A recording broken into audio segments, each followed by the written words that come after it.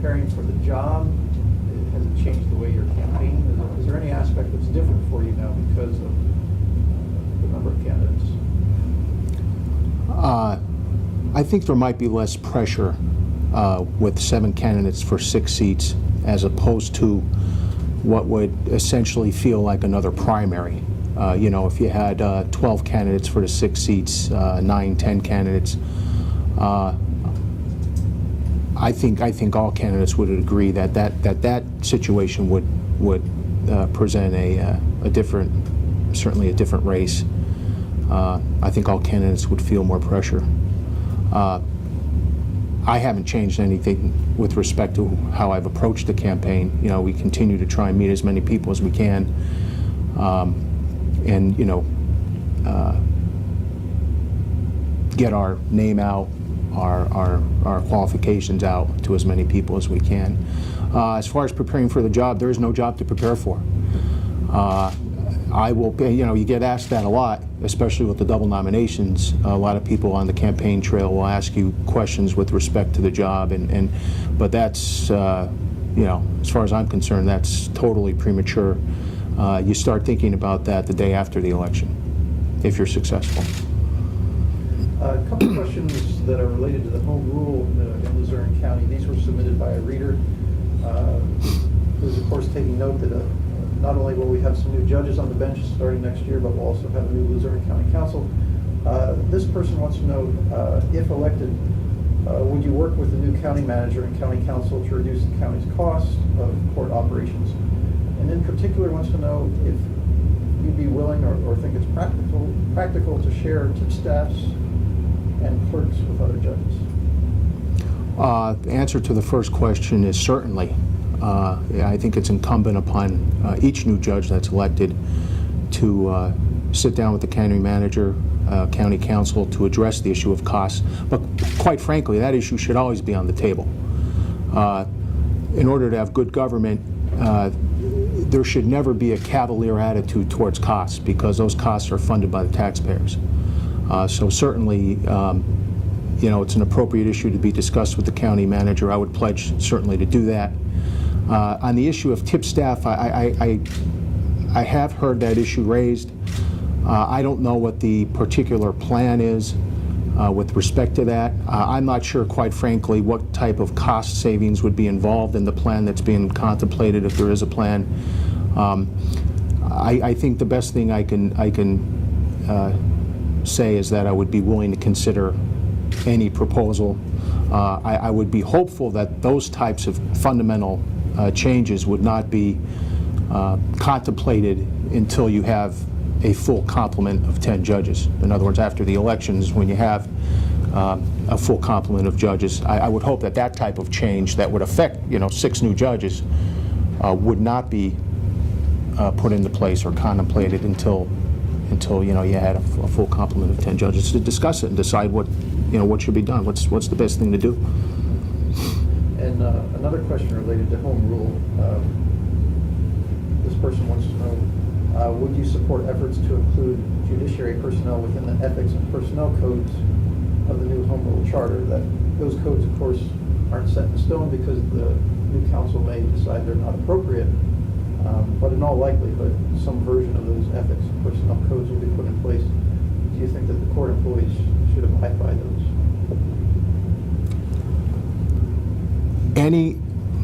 Any ethical provision that would not in some way conflict with the Code of Judicial Ethics, I can't envision myself opposing.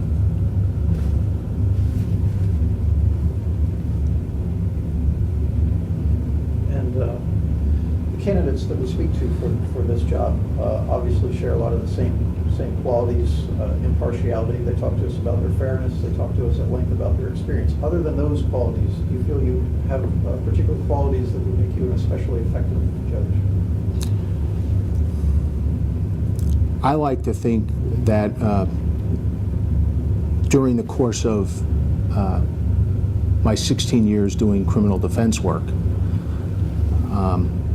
I have a special appreciation for impartiality and fairness. It's my job to make sure that each client I represent is treated fairly by the system, that not only the judge, well, primarily that the judge is, and the whole process is impartial. You know, that's the guarantee, the ultimate guarantee to anyone who's brought into the criminal justice system is that, hey, you're going to get a fair shake. As defense counsel, that's your primary job, is to make sure that your client's treated fairly. I like to think I bring that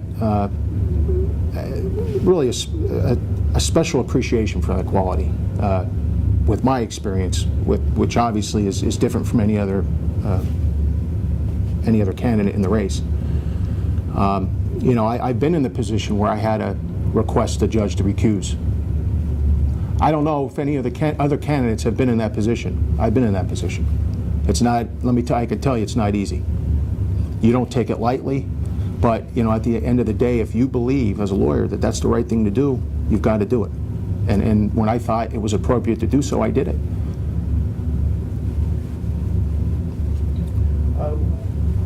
In your legal career, what would you say has been your greatest accomplishment? Something of which you're particularly proud?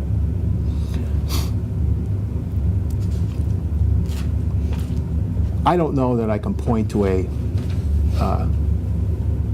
particular case off the top of my head.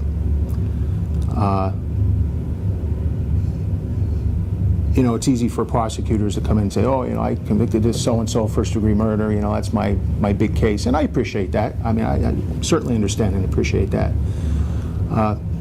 For me, it's going to work every day, handling my assigned cases, and trying to treat, even though the caseloads are high, trying to treat each case the way it should be treated, with the attention it should be given, and just doing a good job on behalf of my client to make sure that the process is fair and impartial, and that justice be done. And that involves cases that result in guilty pleas and sentencings, and of course most cases resolved by some sort of guilty plea. But there's a lot of work that gets done before you get to that point. You know, I've had over 40 jury trials. I've had bench trials, suppression hearings, thousands of hearings in total. And, you know, for me, it's showing up every day, doing my job as an officer of the court, you know, hopefully, and I think I have earning respect of not only police officers, but assistant district attorneys and judges and other court personnel. You know, that's what I take satisfaction in, as opposed to just, you know, pointing to one case. Have you lectured or taught on legal issues? I have, for about 7 years, been a volunteer instructor at the Widener Law School ITAP program. It's the Intensive Trial Advocacy Program.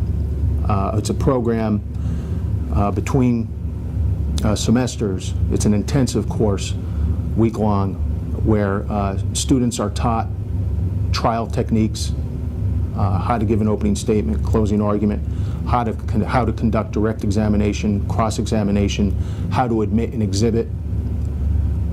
Basically all the trial skills that you need in order to conduct a trial from beginning to close. So I guess about 7-8 years, I've been a volunteer professor at for that program. Have you received any honors, prizes, awards, or other recognition for legal work? Not that I can.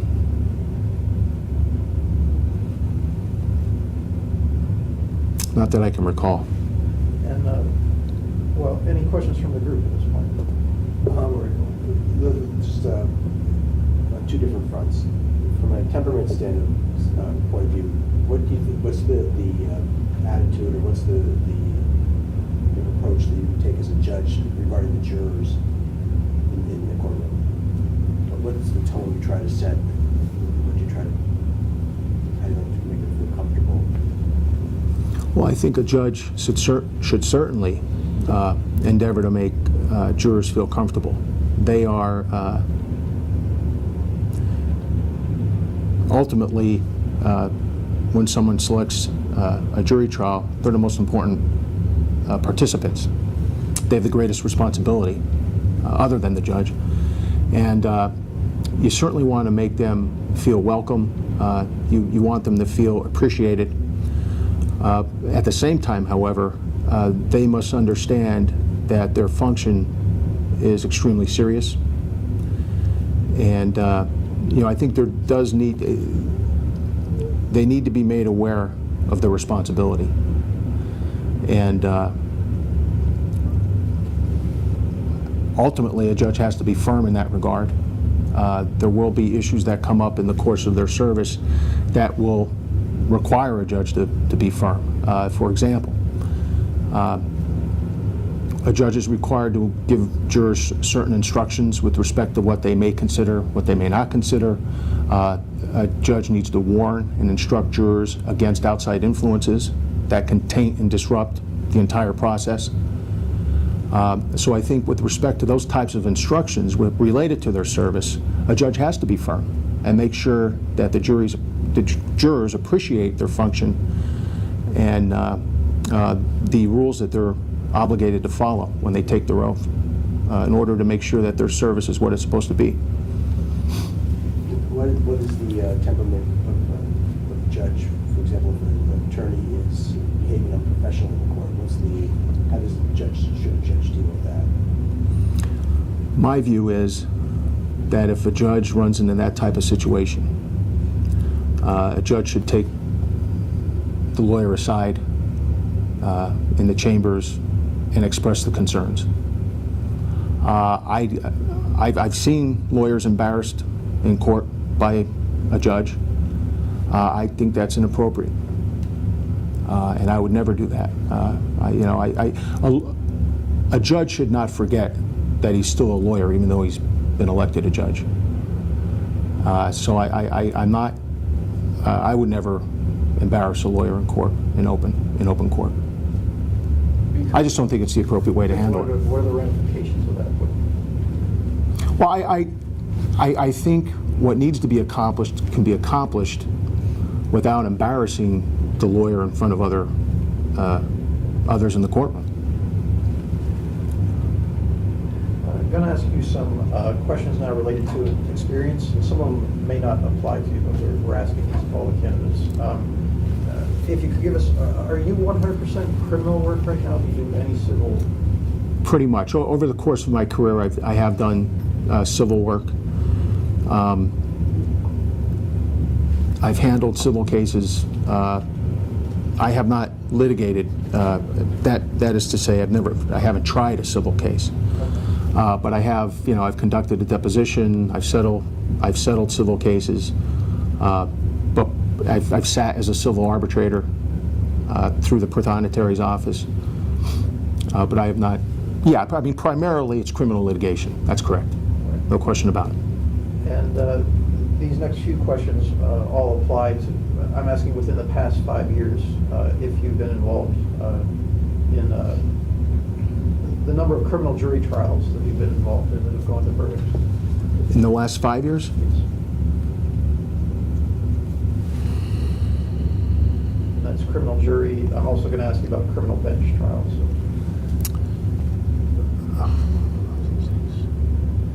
I'd say 5. That's an approximation. And the number of criminal bench we've gone to verdict.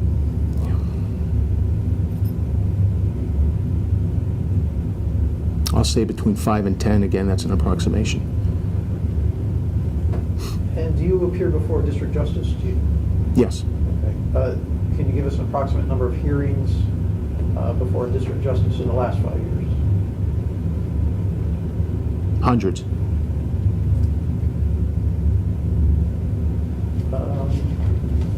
Within the last 5 years, any cases presented to a U.S. bankruptcy judge? No. Any before a workers' compensation judge? No. Uninsured motorist cases you've tried in the last 5 years? None. Anything that we didn't ask about your experience that you think would better help reflect what it is that you do? I think we all recognize what they do, but when we're asking these questions of candidates, some obviously have higher numbers in certain areas than other areas. Right. Well, I mean, if I put my court appearances my total court appearances, including GAGNOT 2 hearings, which are revocation and supervision hearings, suppression hearings, other related criminal litigation hearings. I mean, I'm in court just about every day, usually in front of multiple judges. I've appeared in front of State Parole Board. I've done Mental Health Procedure Act hearings, which are commitment type hearings. Over the course of my career, I've appeared in federal court. I've done state and federal appellate work. So during the course of my career, I've had the opportunity to be in just about any forum, state and federal. And I think, it enhances a candidate's overall, resume to have done some work in just about every legal forum that you can. Probably the only forum I haven't appeared in is bankruptcy court. When you're not campaigning, can you give us an idea of how many hours per week you're putting into your career, into your legal work?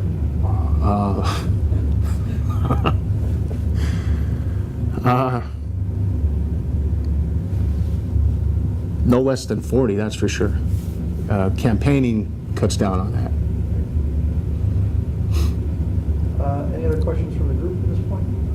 Can you give us an idea of how much you expect to spend on the campaign in general? The general,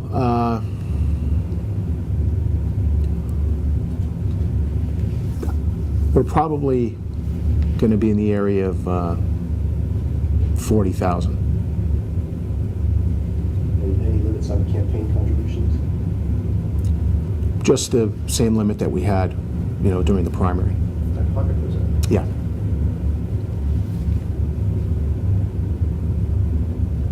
And if you're successful in November, if elected, what steps would you take to maintain some independence from those campaign contributors? Are there things that you think a judge needs to do to make people aware of who contributed?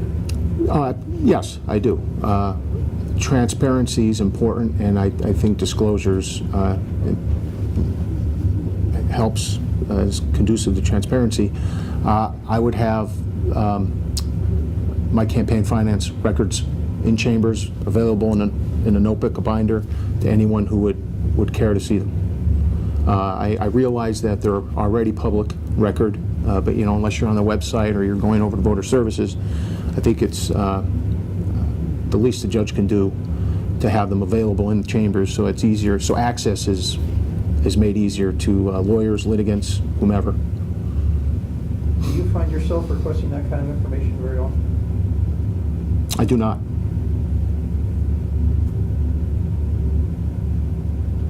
Other questions from the group at this point? I'm going to ask you a few questions then. These are all under the premise that again, you're successful in November and you're doing the job. Under what circumstances do you feel it's appropriate that courts seal court files or court proceedings?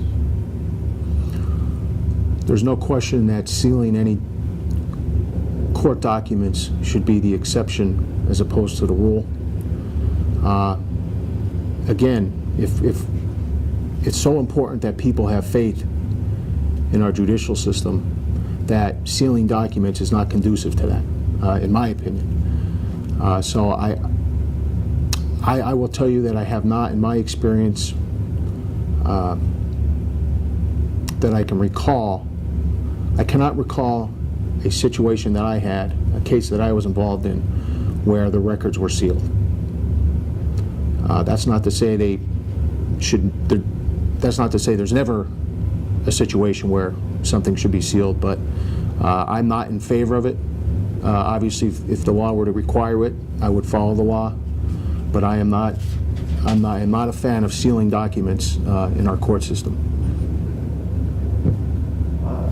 Again, if you're on the bench, what factors would you consider in granting and setting bail?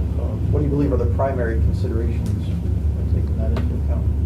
Well, the primary consideration under the law is ensuring that the defendant will appear as and when required.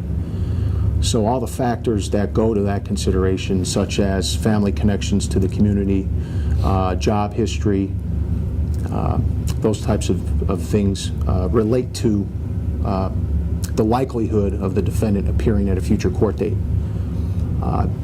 The other factors are the assets that the defendant has that can be utilized to post bail.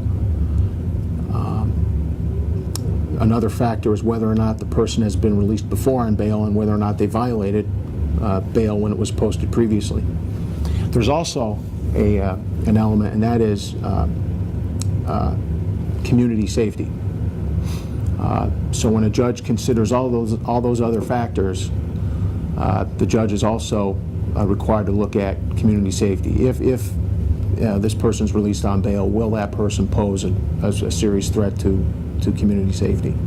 The law says that's an issue to be considered, so that's an issue that a judge should consider. In your current role, I'm just wondering if you find bail usually to be set at a reasonable, I mean, is that something you frequently object to, or? At the risk of antagonizing some of our current judges, it is my job to argue based on the facts in any given case for the lowest possible bail for my client. Okay, that's my job as an advocate. I understand that the judge has a different responsibility. I understand that the assistant district attorney is supposed to argue for the highest possible bail in any given case. I think our judges usually do a pretty good job of making what they believe to be the appropriate decision with respect to bail. Sorry to put you on the spot. No,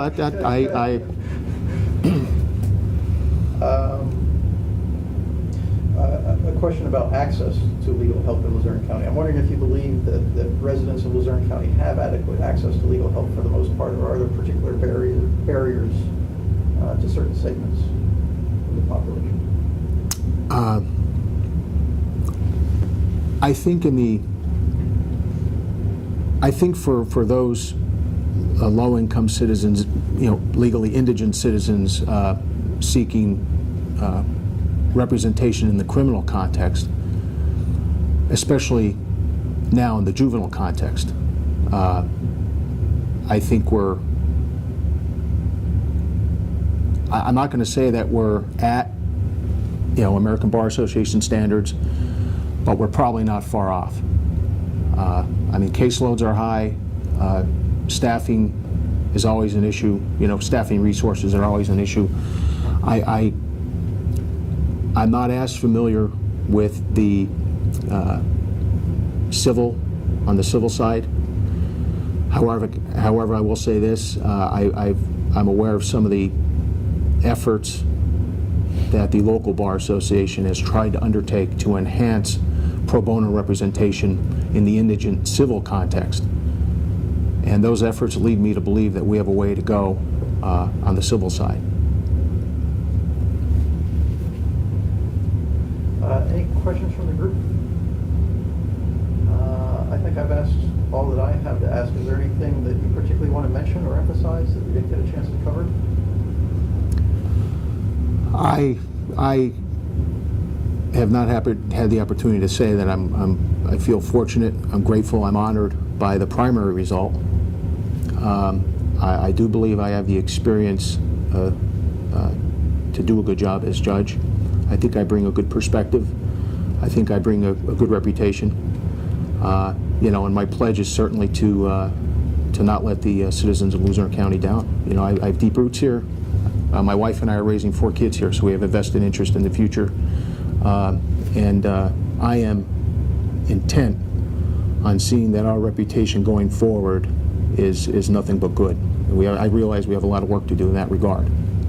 But I think and this gets back to your point with respect to the new judges working with the new council, I think we have a tremendous opportunity with all these new people, stepping up to the plate to work together and to really, put Luzerne County on the map for the right reasons as opposed to the wrong reasons.